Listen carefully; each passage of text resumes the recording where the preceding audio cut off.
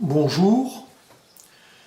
Si vous vous intéressez d'une part à la Bible, d'autre part à la science, je voudrais vous inviter aujourd'hui, et même avec une certaine insistance, à vous procurer, et c'est facile aujourd'hui dans une librairie ou par Internet, le livre d'un journaliste scientifique qui s'appelle Lee Strobel, livre intitulé Plaidoyer pour un Dieu créateur. Lee Strobel, lui-même a priori farouche athée, au bout de plusieurs années d'études de certains sujets, s'est tourné vers le christianisme au travers d'entretiens avec quelques-uns des plus grands scientifiques au monde. Ce sont des preuves scientifiques qui ont amené Lee Strobel à prendre la Bible au sérieux et à se tourner en définitive vers la foi totale dans les Saintes Écritures et la foi en Jésus-Christ, le Fils de Dieu.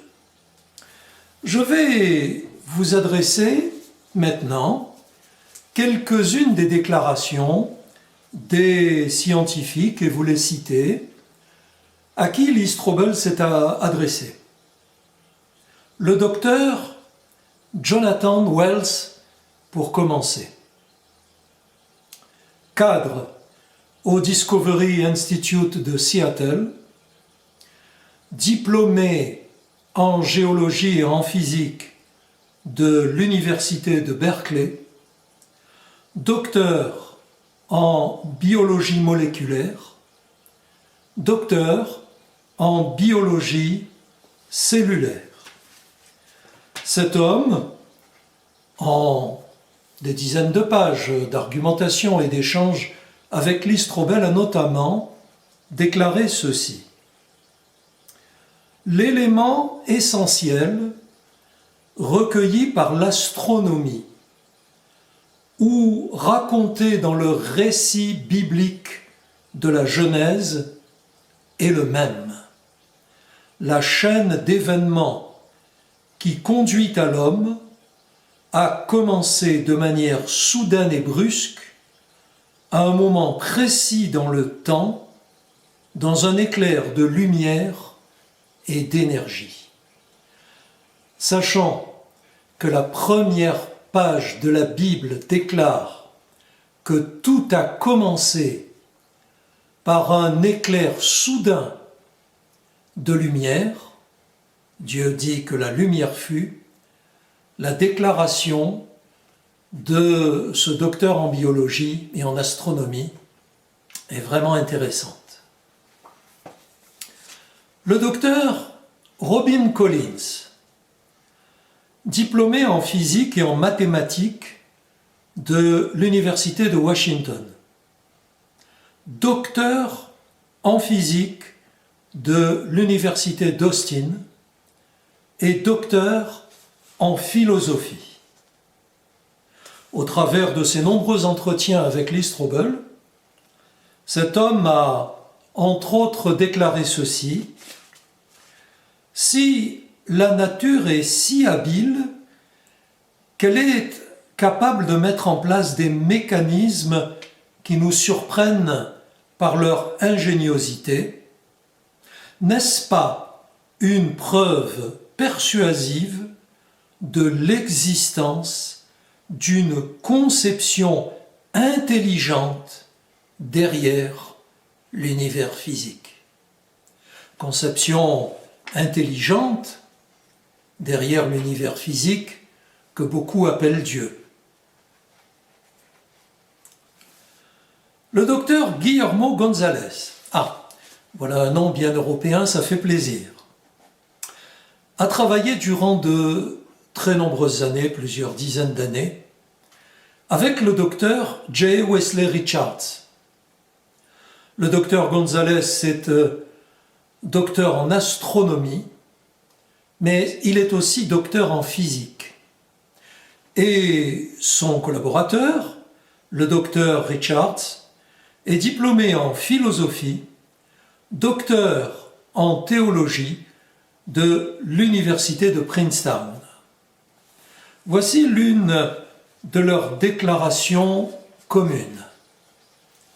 Nous croyons que les conditions qui nous permettent de faire des découvertes scientifiques sur Terre sont réglées de manière si précise qu'il faudrait un grand niveau de foi pour attribuer leur existence au hasard. Tiens, le mot foi a été prononcé. Lee Strobel a également, entre autres scientifiques, si vous lisez son livre Plaidoyer pour un Dieu créateur, vous serez étonné par le nombre de références de grands scientifiques. Lee Strobel a entre autres rencontré le docteur Michael Behe, docteur en biochimie de l'Université de Pennsylvanie, docteur en biochimie à l'Institut national de la santé des USA.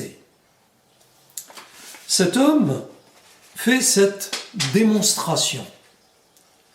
Le monde est bien trop complexe dans tous ses aspects et ses connexions pour être dues seulement au hasard. Je suis convaincu que l'existence de la vie, avec son ordre parfait dans chaque organisme, est tout simplement trop bien organisée. Chaque partie d'un être vivant dépend de toutes ses autres parties pour fonctionner. Comment chaque partie sait-elle ce qu'elle doit faire et comment le faire en collaboration avec les autres? Comment chaque partie est-elle différenciée à sa conception? Plus on découvre la biochimie et plus le monde devient incompréhensible sans qu'un principe d'organisation soit impliqué. Un architecte pour les croyants, un mystère à résoudre pour la science, et peut-être un jour, dans un futur indéfini, une énigme aussi pour les purs matérialistes.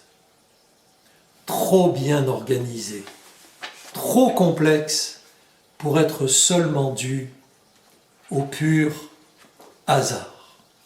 Lee Strobel a mené toutes ces expériences, toutes ces rencontres, tous ces partages avec quantité de scientifiques de très haut niveau, comme nous venons de le voir.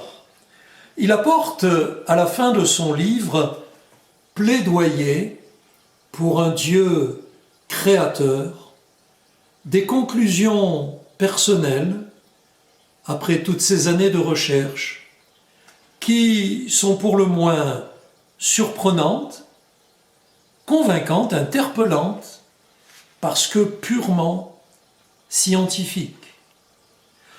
L'apôtre Paul lui écrivait il y a 2000 ans, et je vous rassure, l'apôtre Paul n'était surtout pas un scientifique.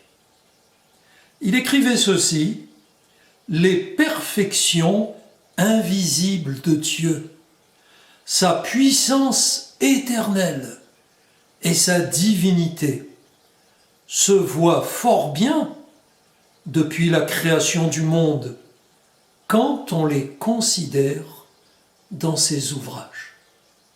Je vous recommande vraiment la lecture du livre de Lee Strobel, Plaidoyer pour un Dieu créateur, qui, malgré le titre qui semble avoir été dicté par un pur croyant, est en réalité un livre purement scientifique qui en arrive à la conclusion que Dieu est réel et qu'il est bien le concepteur de toutes choses. Bonne lecture!